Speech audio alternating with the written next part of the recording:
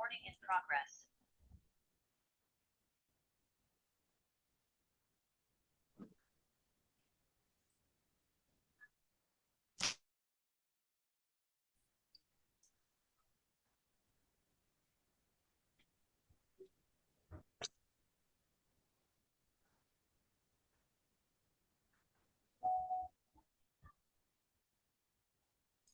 Yes, good afternoon to all.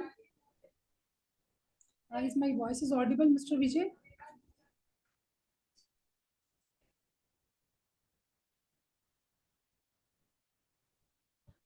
Yes, Dr. Shiksha, is my voice is audible to you?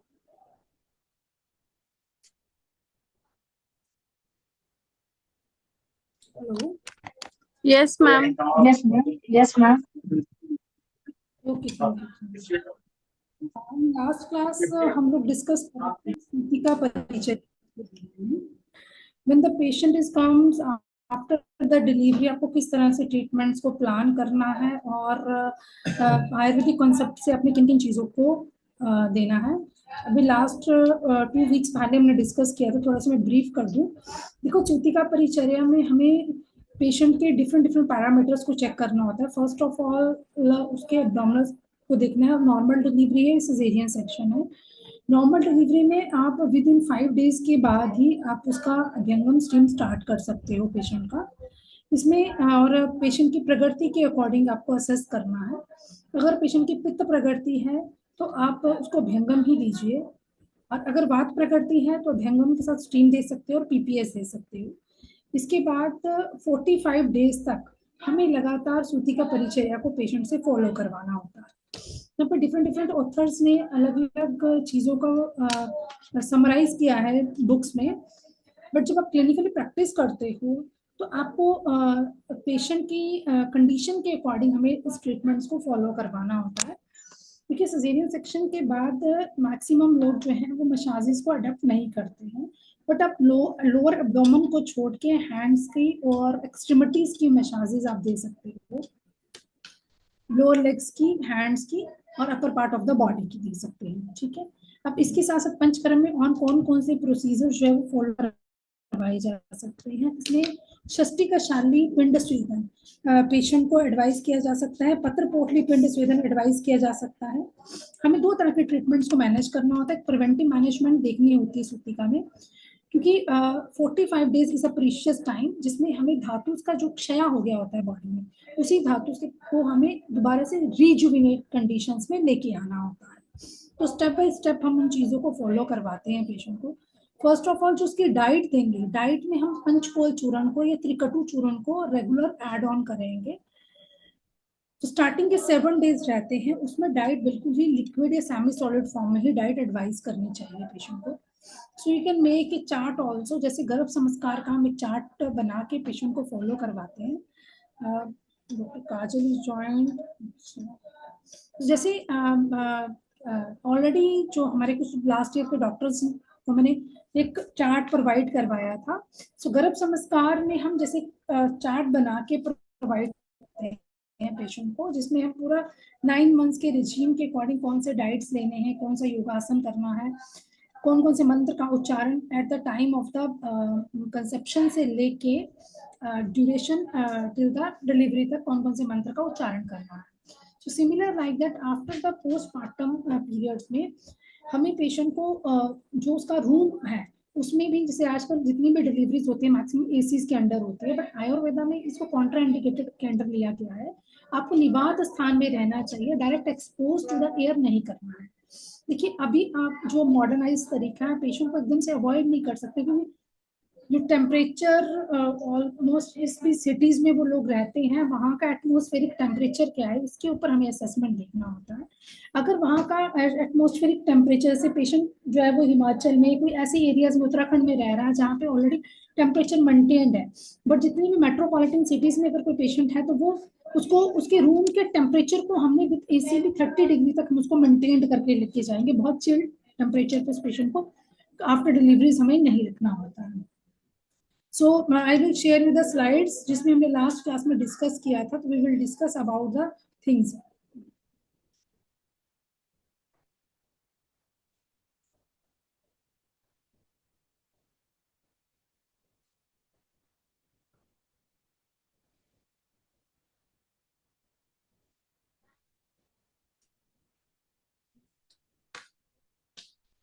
बहुत सारी ऐसी researches भी government की हुई हैं जिसमें सूतिका परिचर्या को according to the classical author जो हमने लास्ट में डिस्कस किया था और जो नॉर्मली आप पेशेंट को एडवाइस कर सकते हो, so you can choose the parameter जिसमें पेशेंट की जो रेगुलर उसका पेशेंट उस चीज को फॉलो कर सके। हमें पेशेंट को वो चीजें नहीं बतानी है, क्लासिकली हमें इसको परफॉर्म करना है, but it should be easy. हमें मॉडर्नाइज्ड आयुर्वेदा में पेशेंट को मतलब चीजों को इतना इजी करके उसको सर्व करना है ताकि वो उन चीजों को फॉलो कर सके। सो जो मेन टाइम पीरियड रहता है विद इन द जो फर्स्ट वीक से लेके हमारे जो 45 डेज का टाइम पीरियड रहता है उसमें हमें पार्ट टू पार्ट उसको फॉलो करवाना होता है। So to share the slide.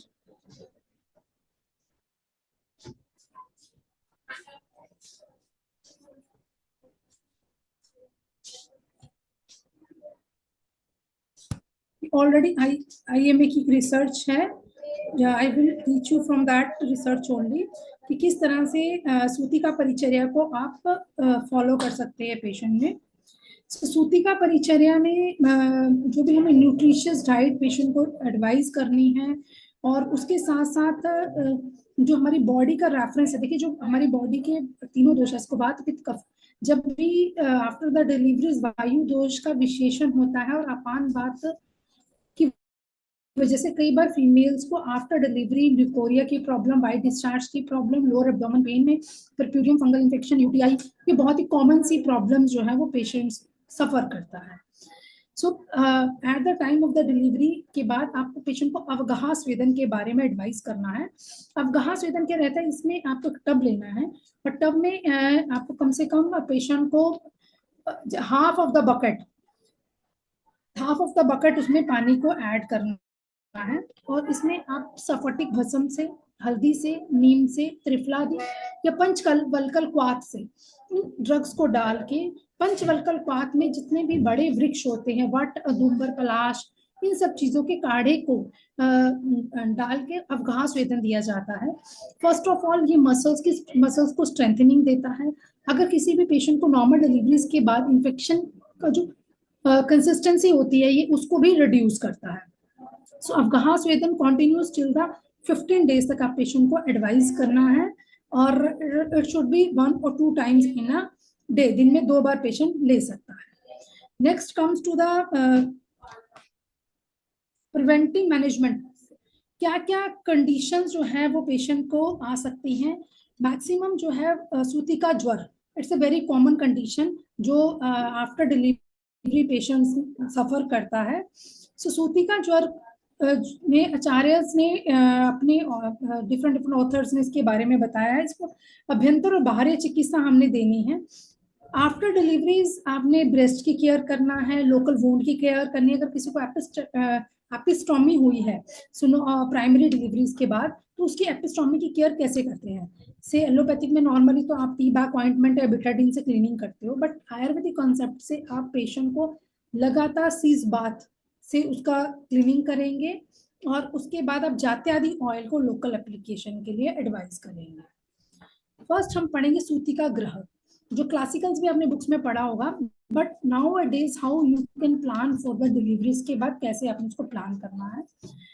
Different acharyas ने सूतिका ग्रह के बारे में बताया है। It should be in north east direction when you are going to plan for a hospital. अगर आप गाइन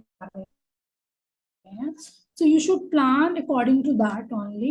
आपको जो डिलीवरी रूम है वो नॉर्थ साउथ डायरेक्शन में ही लेके आना चाहिए और नॉर्थ ईस्ट डायरेक्शन में या साउथ ईस्ट डायरेक्शन में जहाँ पे सनलाइट डायरेक्ट हो, because it gives a positivity and it gives a, जब प्रॉपर सनलाइट एक सूतिका के रूम में आती है तो जितना भी इंफेक्शियस कंडीशन है वो सब चीजें सबसाइड हो जाती है। फुल वेंटिलेशन इसको हमें प्लान करना है। नेक्स्ट, जब भी आप पेशेंट को ड्रग्स के बारे में एडवाइस करते हैं तो ड्रग हमें कौन कौन से ड्रग्स को यूज करना है। जितने भी दीपनीय और पाचनीय ड्रग्स हैं, दीपनीय ड्रग्स में आप पिपली ले सकते हो, चव्य, चित्रक, नागर, पंचकोल चूर्ण आता है तो डायरेक्ट पंचकोल चूर्ण को आप पेशेंट को first day after the delivery ही एड ऑन करना चाहिए। सरसप्पा को ऐड किया जा सकता है।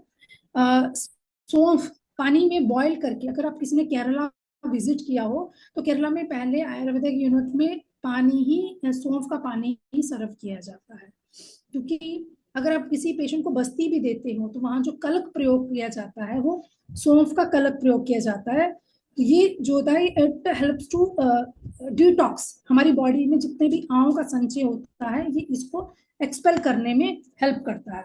सो आप जो पेशेंट को एडवाइस करेंगे वाटर दैट शुड बी सौंफ का पानी और अजवाइन, अजमोदा के पानी को मिक्स करके पेशेंट को देना चाहिए। इसके साथ साथ अगर पेशेंट की वात प्रकृति है, वात कफजा प्रकृति है, उसमें आप अदरक शुंठी को भी इस्तेमाल कर सकते हैं, एक्सेप्ट द पित्त प्रकृति पेशेंट। तीक्ष्ण उष्ण औषधि को ले सकते हैं।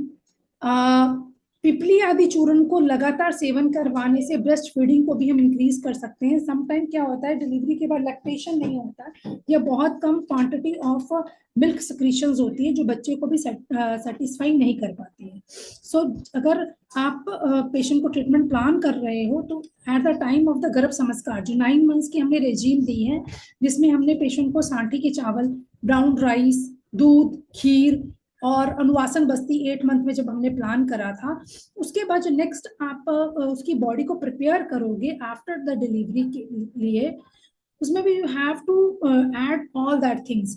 तो जिसमें जैसे ओल्ड टाइम पे हमने देखा होगा कि बहुत सारे लोगों के घरों में बहुत तरह की रेसिपीज बनाई जाती हैं rich of dry fruits, but आजकल फीमेल्स उसको भी नहीं लेती हैं क्योंकि बहुत ज़्यादा ड्राई फ्रूट लेने से भी हमारी बॉडी में वात एग्रीवेट होता है।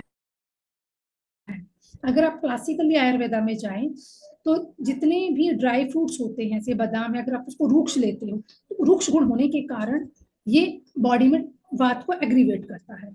तो हमें जो भी ड्रग चूज करना है उसका गुण जो है वो स्निग्ध गुण का होना चाहिए और लघु आहार को लेना है, गुरु आहार को नहीं लेना है। अगर ड्राई फ्रूट्स को आप भिगो के ले रहे हो, बादाम को, कैश्यूज को, अंजीर को, मुनक्का को, तो it gives a very good results to your patient. अगर आप उसको ड्राई फॉर्म में पीस के उसका वो लड्डू बना के अगर आप उसको खिला रहे हो तो ये फिर एग्रीवेट करेगा बात। अगर आपने उसमें स्नेहन घी की मात्रा बहुत अच्छे से डाली है, देसी घी डाला है, तो भी तब उसके रूक्ष गुण को ये इक्विलिब्रियम में ले आएगा। क्योंकि जो हमें आहार देना है रूक्ष, लघु, शीत, खरा, सूक्ष्म, अनिल, ये वात के गुण रहते हैं, तो इससे ऑपोजिट गुण वाले ही आहार का हमें seven eight the time of after the delivery patients को देना होता है। चित्रक का सेवन आप लगातार करवा सकते हो इन द फॉर्म ऑफ चित्रकादि भट्टी आप दे सकते हो, चित्रक का चूर्ण दिया जा सकता है, नागर मोथा या नागर, नागर इज अ शुंठी, शुंठी क्षीर पाक की फॉर्म में, शुंठी पाक की फॉर्म में दिया जा सकता है।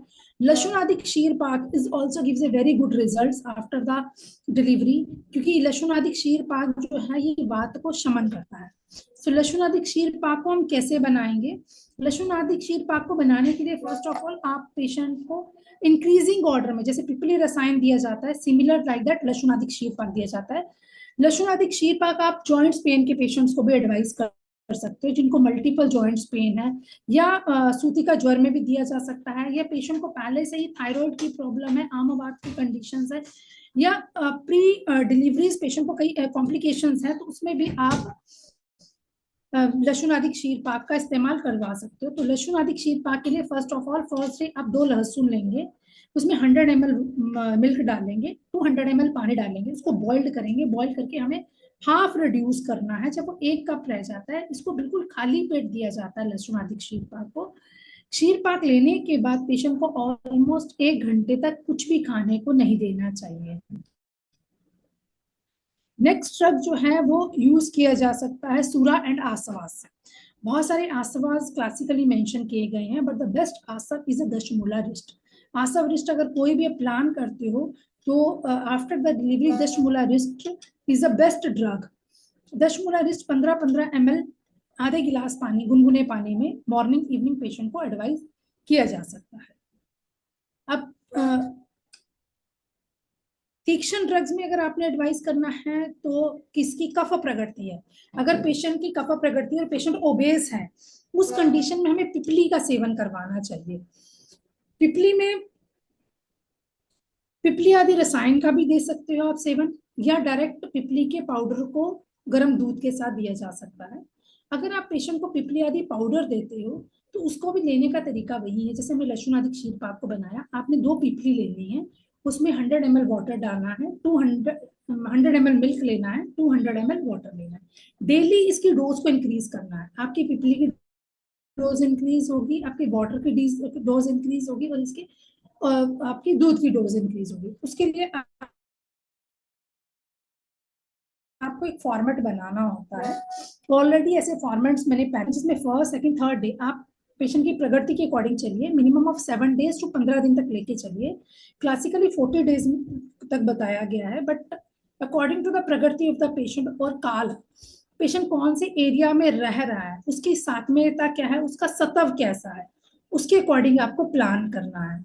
अगर पेशेंट षड रस से युक्त सात्म्य है और उसका सतप अच्छा है तो आप उसकी डोज को 15 तक भी लेके जा सकते हो। अदरवाइज आप 7 पिपली तक ही दीजिए, उसका कोई कॉम्प्लिकेशन नहीं होता। अगर आप ज्यादा डोज में देते हैं तो ये पित्तवर्धक कर देता है और पेशेंट को बॉडी में heat, excessive heat problem start हो जाती है, कई बार माउथ अल्सर्स भी हो जाते हैं, पेशेंट को कॉन्स्टिपेशन की प्रॉब्लम हो जाती है, अमल पित्त की कंडीशन जनरेट हो जाती है। तो इसलिए पिपली रसायन को जब भी देते हैं आप कफा प्रगति के पेशेंट को, एक कफवात प्रगति के पेशेंट को दीजिए, और इसके डोसेज को डेली 2 पिपली इंक्रीज करते जाएंगे 7 days तक, और 7 days के बाद धीरे धीरे धीरे इसको टेपरिंग ऑर्डर में लेके जाएंगे। सो हमें 15 days का मतलब प्री आपके पास दिस फॉर्मेट जो है वो अवेलेबल रहना चाहिए। जब आप अपने पेशेंट की जो प्रिस्क्रिप्शन एडवाइस करोगे, जैसे आपने उसका प्रिस्क्रिप्शन लिखा तो प्रिस्क्रिप्शन के पीछे आपके कितनी डाइट फॉर्मेट्स हैं या प्री प्लान हमारे ट्रीटमेंट्स ये फॉर्मेट्स हैं, उसको आप अटैच करके देंगे, so easy to the patient को उसको प्रॉपर फॉलो कर सकेगा। इसमें क्वांटिटी ऑफ द वाटर भी मेंशन करना है, क्वांटिटी ऑफ द मिल्क भी मेंशन करना है। देन रिड्यूस टू हाफ, अगर पेशेंट 100 ml मिल्क ले रहा है तो 400 ml पानी ले रहा है उसका, सॉरी 100 ml मिल्क ले रहा है तो 200 ml पानी ले रहा है, टोटल इज 300 ml, तो रिड्यूस टू द हाफ लेगा तो 150 ml तक रिड्यूस होगा। जो प्रिपरेशन आपने 1 day स्टार्ट की है, सिमिलर प्रिपरेशन आप 7 days तक इंक्रीजिंग ऑर्डर पे लेके जाएंगे, और 8th डे के बाद उसको डिक्रीजिंग ऑर्डर पे लेके आएंगे। तो 15th डे में ये हमारा पिपली रसायन जो है वो पेशेंट पूरा ले लेगा। पिपली रसायन एक तो कफ को शमन करता है, ब्रेस्ट फीडिंग को इंक्रीज करता है, बॉडी में स्ट्रेंथनिंग देता है। सो पिपली रसायन को आप पोस्ट नेटल कंडीशंस में एडवाइस कर सकते हो। इट्स ऑल्सो अवेलेबल विद हमारी भी फार्मेसीज में आपको पाउचेस फॉर्म में मिलते हैं, कि पैकेट्स मतलब इसकी ना पुड़िया टाइप जो बोलते हैं, इसके पाउचेस फॉर्म में भी आप अपने क्लिनिक्स पे बना सकते हो। सो उस पाउच में इंक्रीजिंग ऑर्डर में पिपलीज को आप ऐड करके दे सकते हो पेशेंट्स को। नेक्स्ट जो आचार्यस ने मेंशन किया है, आप जो अपने पेशेंट्स की डाइट के बाद उसकी पर्टिकुलरली हाइजीन के ऊपर काम करना है। कोई भी इंफेक्शियस कंडीशंस को हमें रिड्यूस करना है तो हमें क्या करना है, तो local care of the wounds, local care जो वुंड्स की रहती है, first is the aseptic method.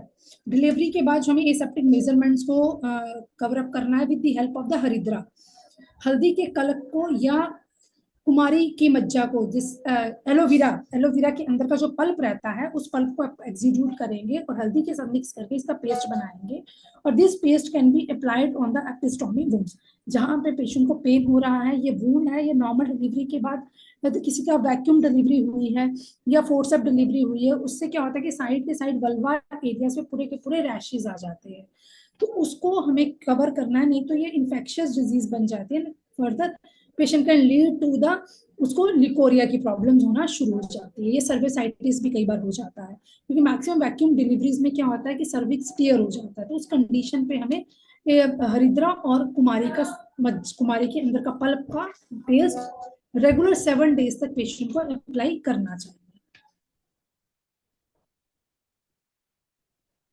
Next you have to guide the patient for the sanitary pad, क्योंकि the isolation of the woman is required. Nowadays there is so many जो ये pads वगैरह आ रहे हैं, इसमें कईयों में इन्फेक्शियस कंडीशंस जो है वो बहुत ज़्यादा जल्दी हो जाती है, जिससे भी पेशेंट को सेकेंडरी इन्फेक्शन में वो चला जाता है, और sometime it can lead to the secondary infertility को भी लीड कर देता है। तो इस कंडीशन में you have to guide the patient कि किस तरह के पैड्स को उसको यूज करना है, डेली कितने पैड्स को यूज करना है, कितना इन्फेक्शन इसमें पास हो सकता है, और you have to guide according to that, ठीक है। और second next is a minimize the vaginal examination. Patient की रिपीटेडली एग्जामिनेशन को हमें मिनिमाइज करना है। हमें पेशेंट को आप स्टार्टिंग के 7 डेज तक उसको सिस्बात देना है तो आप उसको एक सेपरेट एनीमा पोर्ट दे दीजिए। अगर उसको प्रक्षालन करवाना है टेल द पेशेंट तो वो घर पे भी ले सकता है, और अगर आपके सेंटर पे ऐसी सुविधा है तो आप प्रक्षालन के लिए एक सेपरेट पोर्ट उसको यूज करेंगे। जो लोकल आप सब पेशेंट्स के लिए बस्ती के लिए यूज कर रहे हैं उस पोर्ट को आपको नहीं यूज करना है।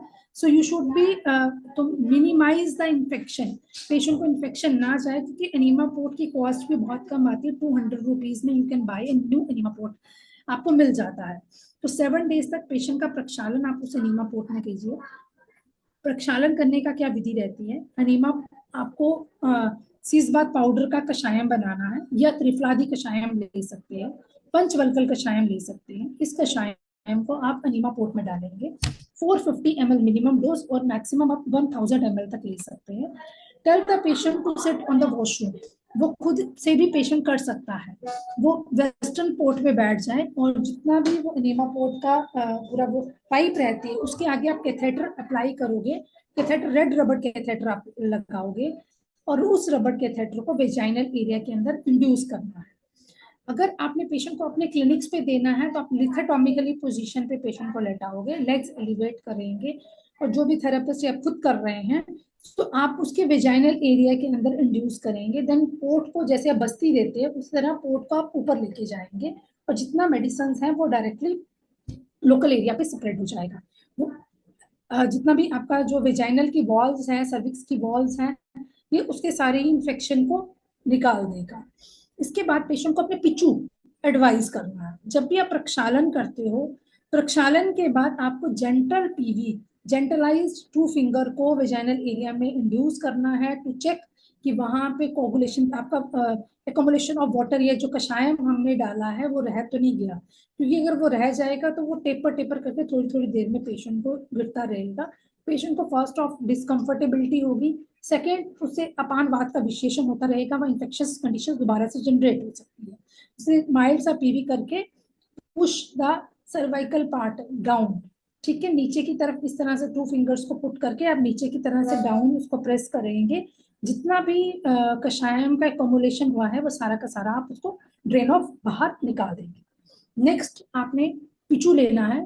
पिचू लाक्षादी ऑयल का किया जा सकता है, या फिर आप पिचू धारण धन्वंतरम तेल से दे सकते हो, फल घृत से दिया जा सकता है। तो these 3 are the drug of choice जो मैक्सिमम पेशेंट्स में दिया जाता है।